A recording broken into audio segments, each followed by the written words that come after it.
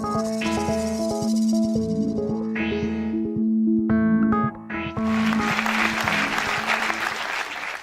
10 years old today. Yes, today is my birthday. Thank you. Many times since I was 4 or 5 years old, I was asked, what do you want to be when you grow up? This is a common question people ask kids. Maybe this question is a way to get to know the kid better. But in a way, I feel this question has an inherent problem. We are telling children it is okay to wait to do what you want. It diminishes or undermines what a kid is capable of doing today and his or her present identity. We focus only on the dreams and ambitions for the future and forget about their present actions and goals. I believe age is just a number. I believe any child is capable of great actions and can touch the lives of others regardless of his or her age. Next time you talk to a child, talk about the present. The future will take care of itself. My long experience of life has been of 9 years up until today. Long enough for me to break the paradigm of the phrase, when I grow up, I want to be.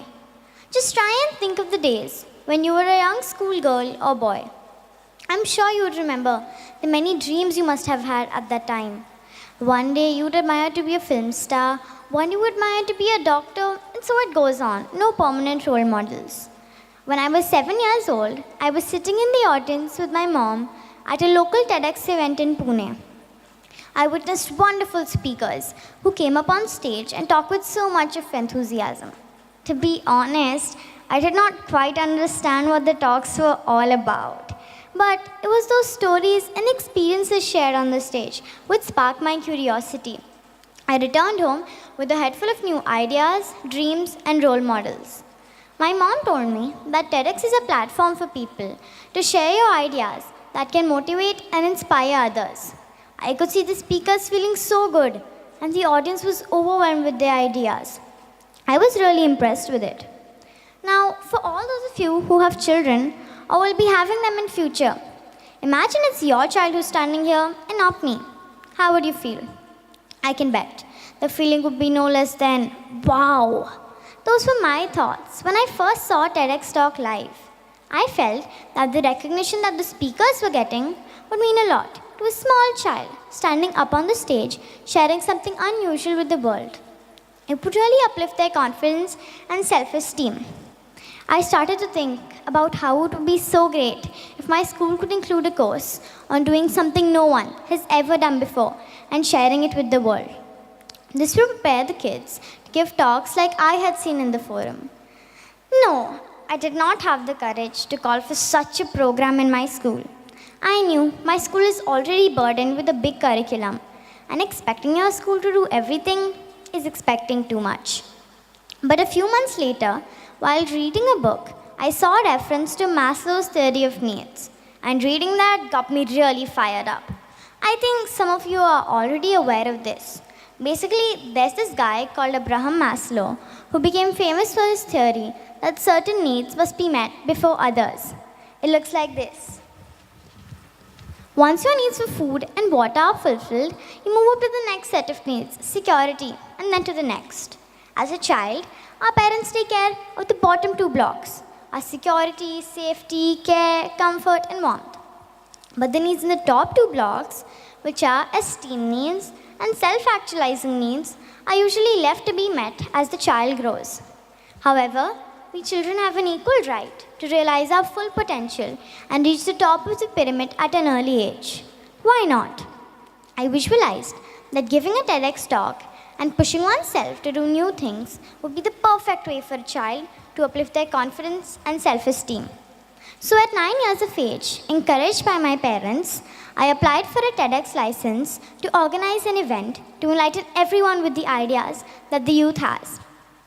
After 2 rounds of interviews with Amanda ma'am, my license application was successfully approved. I was super excited. I gathered together a group of close friends as an organizing team for the event, and we chose the theme, Making Life Simple Through the Use of Technology. I was supported by my father, mother, and 2 coaches and mentors. I did face a lot of struggles along the way of organizing my event. The first challenge was to get the students to be aware of what TEDx actually is and come ahead and participate. The children had many questions, and a few thought it was about saving and planting trees and Swachh Abhiyan. We didn't give up. Our vice principal ma'am allowed me to give a presentation on what TEDx actually is during our school assembly. We showed them a few TEDx talks, which included Pranav Misri's talk on Sixth Sense technology and a Dora Svitak's talk on what adults can learn from kids to make them understand the difference between what TEDx actually is and what they were thinking TEDx to be. Now that they had an idea of what I was talking about, we kept a box on each of the floor to let the students drop in any interesting idea they wanted to share. With my team, I went through a selection process with interested students. After the process, we got wonderful speech ideas from 3 girls. We organized the event on 7th February 2015. We called the parents and the community to the event. We did have an Indian classical dance performance too. I still remember a lot of funny moments we had while practicing the talks and setting up the venue. TEDx turned out to be a great platform for me and taught me so many things, which included how to be totally confident, how to make great friends, and how to curate talks. After the event, I felt so great because so many people came to me and said, "Are you Ishita Katyal? Good job. Amazing. I want to be like you too." Oh, I too distinctly remember the days when I used to go to meet the kids with my parents in the underprivileged community. Those days were definitely a turning point for me. Seeing the thoughts and dreams of the children there really inspired me. I even asked my friends what their dreams were. So I connected these two inspirations and thought of writing a small book called Simran's Diary. The story behind my book is very simple. I thought, we all are asked in school, what do you want to be when you grow up? Children say, I want to be a doctor, an artist, or an author. I always wanted to be an author. But I asked myself, I am an empowered kid. Why do I have to wait till I grow up to realize my dream? Why not now, as a child? I thought of writing my own fiction book based on happy, sad, and funny experiences in a child's life. I wrote Simran's diary during my summer vacations. I still remember how I used to think of ideas even in my sleep and used to write them down anywhere, anytime. These ideas led to a story with sweet characters. The main characters of my book are Simran, Tom, Alice, Mom, and Dad. Basically, the theme of my book is around what goes to a child's mind. Simran is totally me. Simran can be any girl, so I've not called her Ishita. Saying Ishita, I think, will be specifying me. I don't have any current siblings, but my younger cousin brother is Tom because he's very naughty, and my younger cousin sister cannot be Alice because Alice is very mean in the book. While writing the book, I never thought of publishing it, but who knew it would happen someday. Initially, when we approached publishers, they said they publish books written for kids, not written by kids. I thought, wouldn't a kid understand better what's good for kids? Then we decided to self-publish the book on Amazon Kindle. When Patridge Publishers saw my book online, they called us, and now my book is in print. It was a feeling of immense recognition, seeing my book come in print. Most people appreciated my efforts. However, a few said it was too small and thin. I thought people were expecting a moon from an 8-year-old, and that's not fair. I'm passionate to do various things altogether in my life. Trust me, it's not an easy ride, juggling with different trades altogether. It's hard to manage everything like TEDx, writing, and my daily routine with studies in school.